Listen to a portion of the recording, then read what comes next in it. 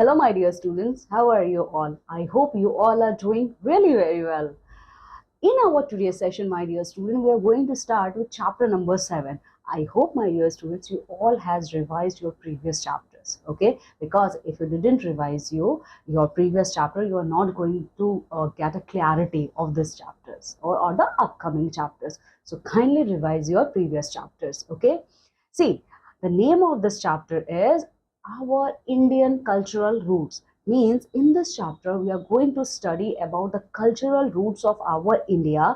See, in previous chapter we have seen about the Harappan civilization or Indus Valley civilization. Okay, and in what way Indus Valley civilization vanished, okay, or declined. Okay, so what happened when Indus Valley civilization declined? Okay, so, what happened after the declining of Indus Valley civilization? In this chapter, we are going to see that.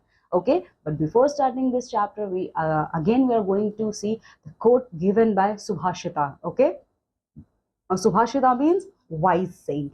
Now, what is the quote? See, that which cannot be stolen, that which cannot be taken away by rulers, that which carries no weight and is not a burden, that which increases the more it is used, that is the greatest wealth of all and the wealth of true knowledge. See, according to Shubhasita, the cultural roots of our country, India, is so diverse that it can't be stolen. You all know in our ancient world, India is known as Golden Bird, okay?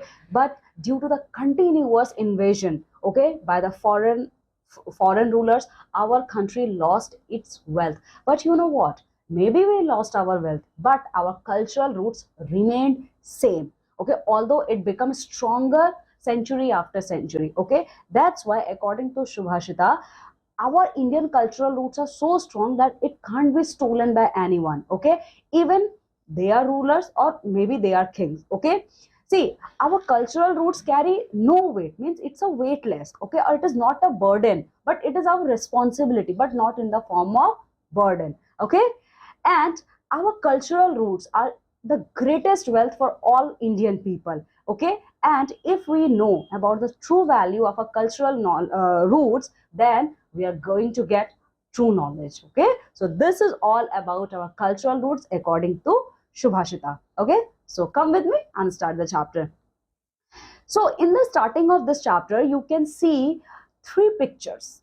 Okay, so what these three pictures depicting? Let's have a look. A rishi from Hampi, Karnataka. So in the first picture, you can see it is taken from the Hampi, which is located in Karnataka, a statue of Rishi. Okay, the second one is the statue of Buddha taken from Bhutan. Okay, and in the third picture, you can see the picture of Lord Mahavira, and it is taken from Bihar. Okay, now see, our Indian culture, by any measure, spans several millennia. Like an ancient tree, it has a numerous roots and many branches.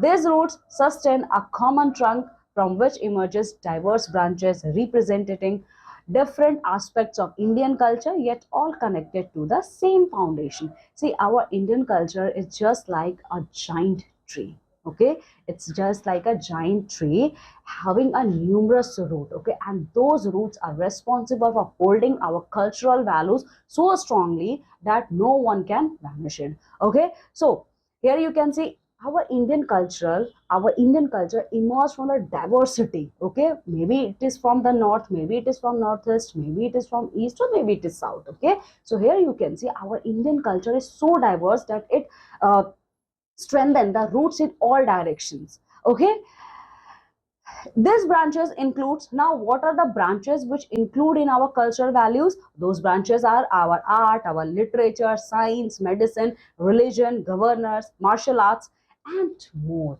See, China and Japan known for their martial arts. Okay, but you know what? Martial art originated from India.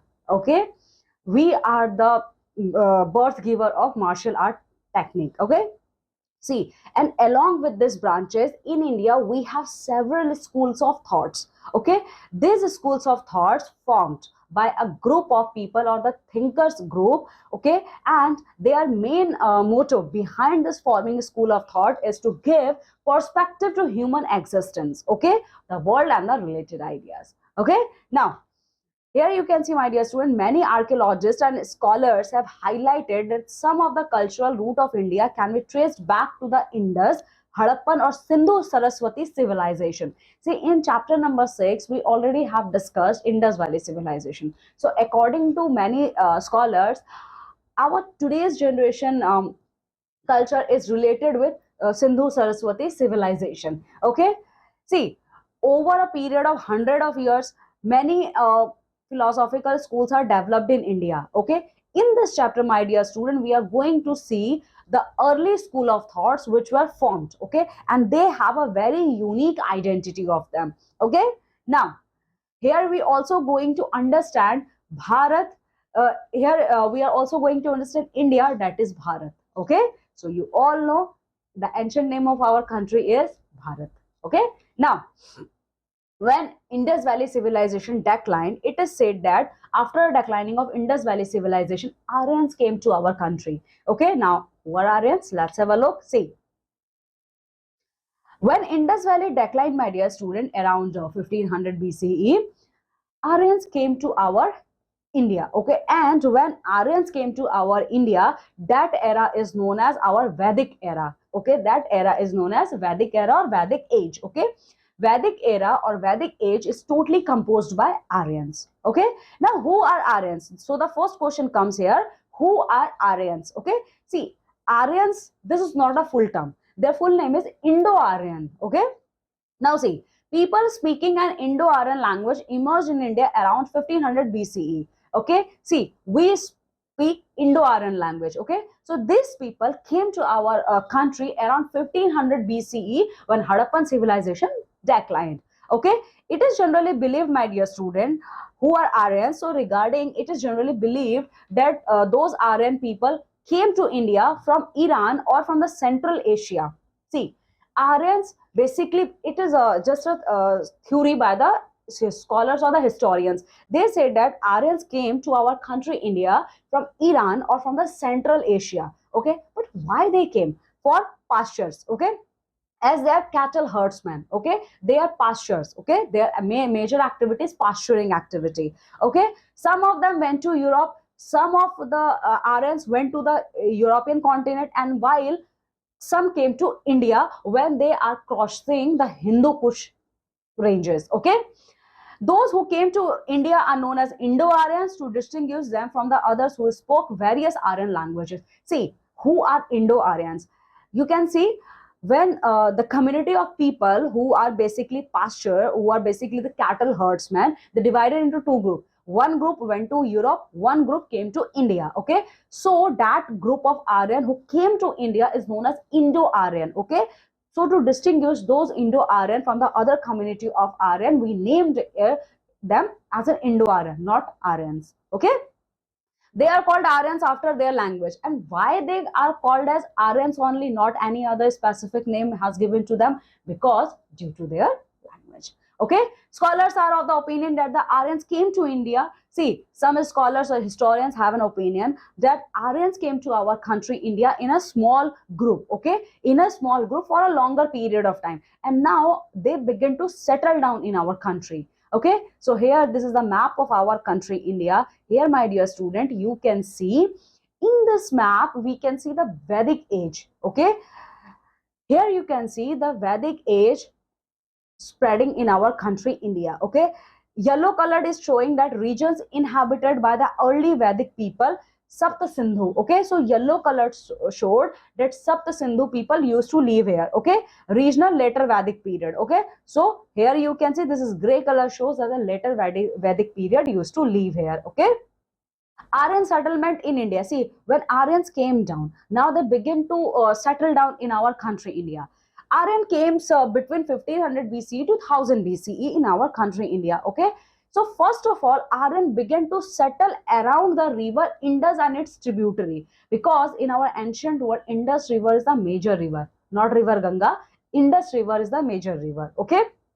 See, when Aryans came to our country, India, first of all, they started settlement in the bank of river Indus or its tributaries.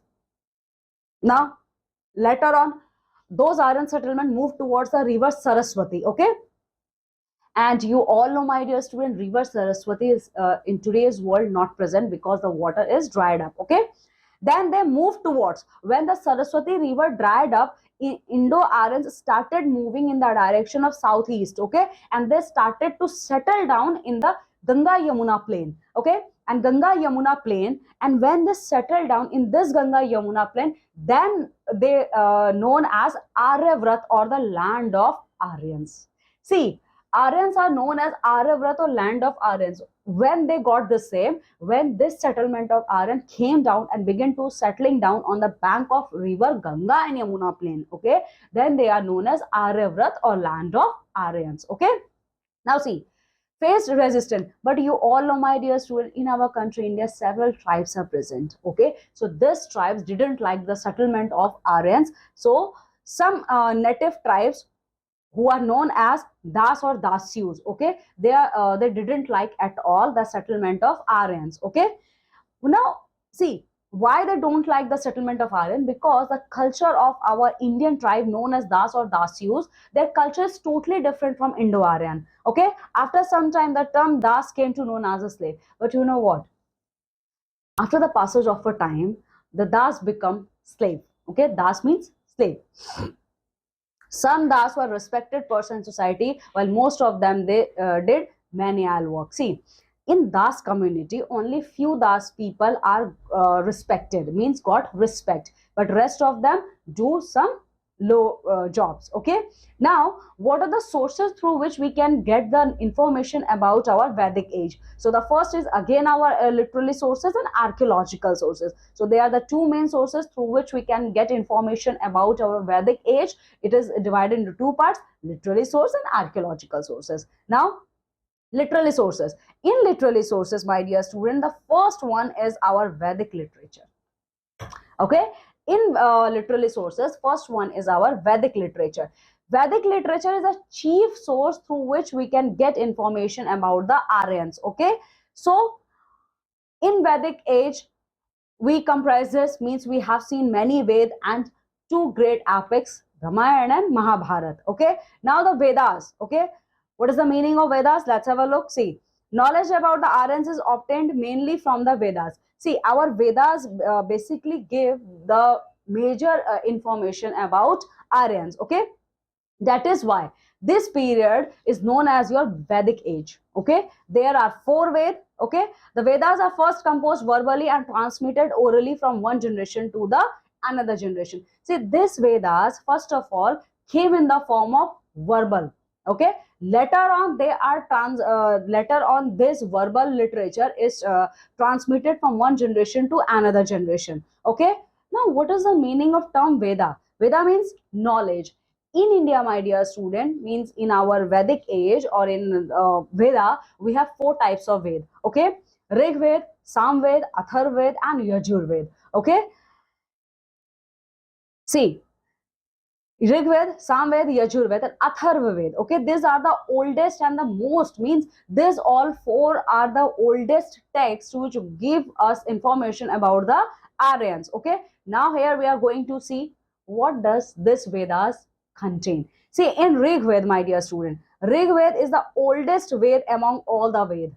Okay, so anyone ask you which is the oldest Ved, tell them Rig Ved. Okay, so in Rig Ved is the oldest Ved. Okay, and Rig Ved is divided into 10 mandal. Mandal means what? Rig Ved is divided into 10 books. Okay, in Rig Ved we consist 1028 shlokas or hymns. Okay, see, Rig Ved is the oldest Ved. It is divided into 10 books or 10 mandals. Okay, and in Rig Ved we have 1028 hymns or shlokas, and these shlokas are totally dedicated to God and goddesses. Okay, now the second Ved is Samved. Samved means in Samved some verses are taken from our Rig Ved. Okay, in this some shlokas or hymns are related to rituals. Okay, and they were sung by the priest at the Som sacrifices. Okay, now the third is Yajur Ved. Yajur Ved contain your supplementary hymns followed by the ordinary sacrifices. Why I am here using the term sacrifices? Because in our ancient world, kings used to do sacrifices. Okay, so that's why Here we can see the term sacrifice. Okay. Now, Atharvaved. What is the meaning of Atharvaved? Atharvaved is a collection of spells and charms used to ward off evils, including illness. Okay. So, Atharvaved, it is a collection of all the hymns through which we can protect ourselves from evils. Okay. Now, here you can see there's a picture of Upanishad. Okay. Now, what is the meaning of Upanishads? We will see later on. See, each of the Ved have a following part. See, all these four Ved have a different parts. Okay. Brahmans. Okay. Now, who are the Brahmans? Let's have a look here. See, Brahmans are commentaries on the Vedic mantras in simple prose. See, Brahmans are those community who chant mantras. Okay. Now, Aranyaksh. Who are Aranyaksh? Aranyaksh are the person who basically meditated in forest. See, our four Ved, okay, our all four Ved is divided into many parts. Okay. So the first part in which our Vedas are divided is for first community is Brahman community. Brahman community is responsible for chanting mantras. Okay. Aranyaksh. Then the second category comes under our Ved is Aranyaksh. Now, what is the meaning of Aranyaksh? Aranyaksh means the person who usually meditate in forest area. Okay. Now, Upanishads. Here comes the concept of Upanishads. Now, what is the meaning of Upanishad? Upanishad means Indian philosophy. Okay. It is also known as a sacred knowledge called Vedanta. Okay. Upanishads are called as the Indian philosophy, and its another name is Vedanta. Okay. In total, there are 18 Purans. Okay. In total, there are 18 Purans. Okay. Bhagavad Puran, Vishnu Puran are the most popular among them. Okay. You all have heard about Shiv Puran. Okay. Then Vishnu Puran, Bhagavad Puran. Okay. So in total, we have 18 Purans. Okay. In which of them Vishnu Puran and Bhagavad Puran is the most popular. Okay. So in this part, our Vedas are divided. Okay. Now, my dear students, I told you about the two great epics which we have seen in Vedic age. So one of them is Ramayana. You all know, my dear student, Ramayana is dedicated to Lord Ram. Okay. Ramayana is composed by Rishi Valmiki. Okay. Original Ramayana in Sanskrit. See, Ramayana, the epic of Ramayana, it is composed by Rishi Valmiki, originally in Sanskrit language. Okay. In Ramayana, we can see 24,000 shloka or verses. Okay. And it has 7 cantos, means 7 parts. Okay. Ram and Sita are the main character of Ramayana. Okay. It is believed that, see, it is believed that Ram and Sita are the incarnation, means they took the human form of God, means God take a human form as Lord Ram and Goddess Sita. And who are they? Lord Vishnu and Goddess Lakshmi. Okay. The Ramayana depicts, see, what moral values we can get through Ramayana. Ramayana tell us that how you become an ideal father, ideal son, ideal brother, ideal husband, even ideal friend and devotee. Okay. So through Ramayana, we can get a lot of informations. Okay. Now, the second epic is our Mahabharata. Okay. Mahabharata is said to be composed by Rishi Vedvyas. Okay. And it is the greatest epic. Okay. In Mahabharata, we can see 10,000 shlokas or verses. In Ramayana, we can see 24,000 shloks. In Mahabharata, there are 1 lakh shloks. Okay. Ramayana is divided into 18 books. Okay.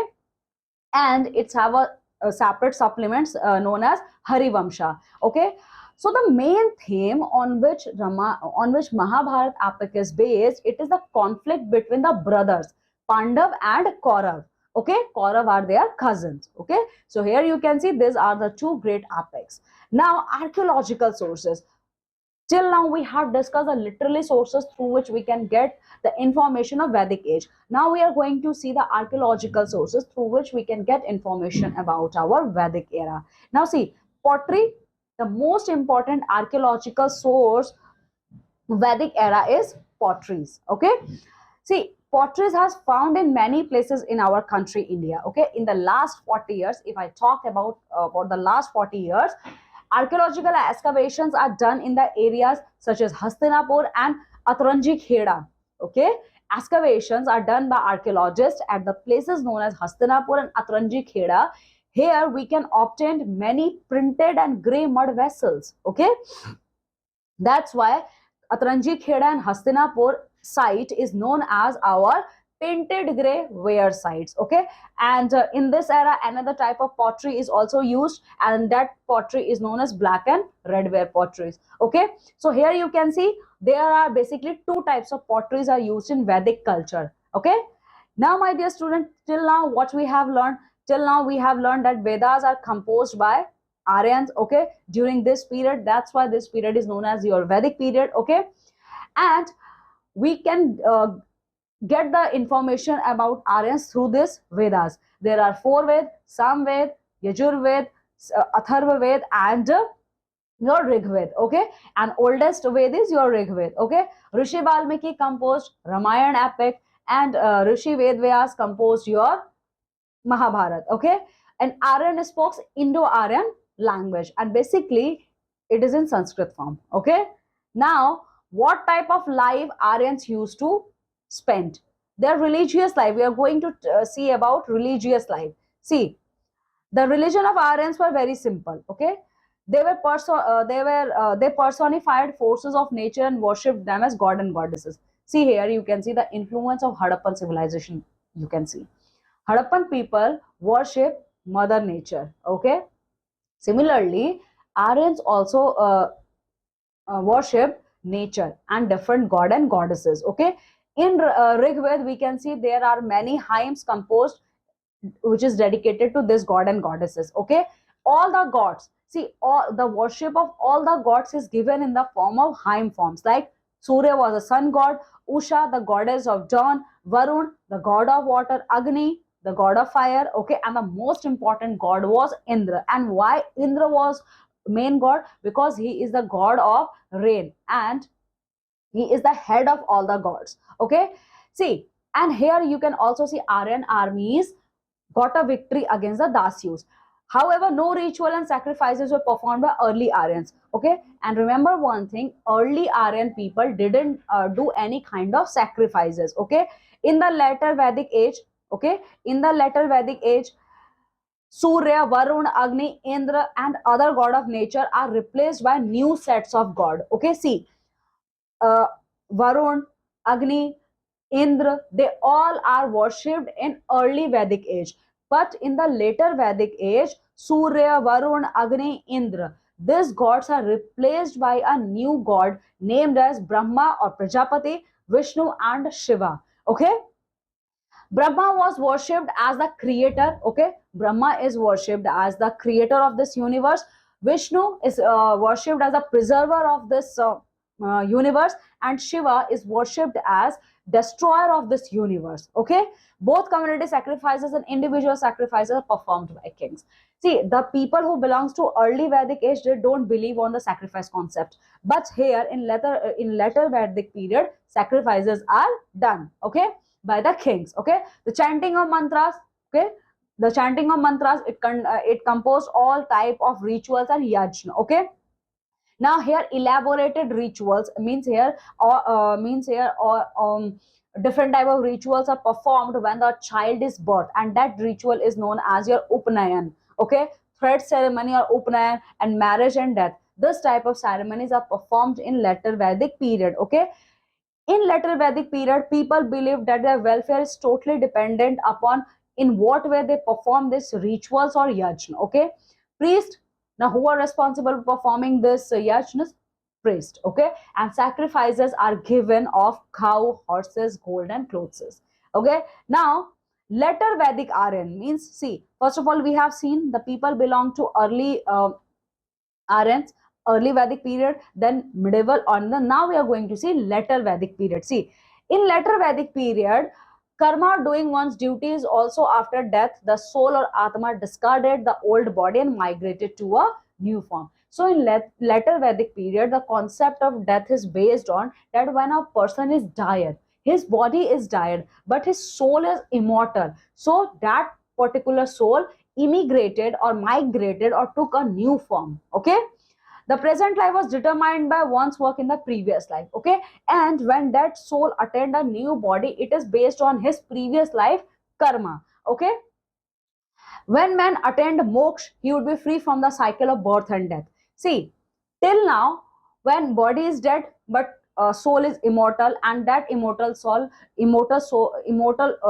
again began the search of another body. Okay, so this way the cycle of karma runs. But when the person attend moksha, now what is the meaning of moksha? Moksha means when a person or any living creature got moksha, his or her soul didn't search for another new body. It means they are totally free from the cycle of birth and death.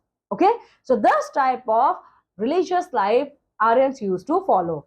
So my dear student, in today's session, this is all. Okay, in our next session or in our next video, we are going to see about the social life who Indo-Aryans used to spend. Okay, but still till now, revise the previous topics. Okay, so I am taking leave and going to meet with you all in my next session. Till then, take very good care of yourself. Bye.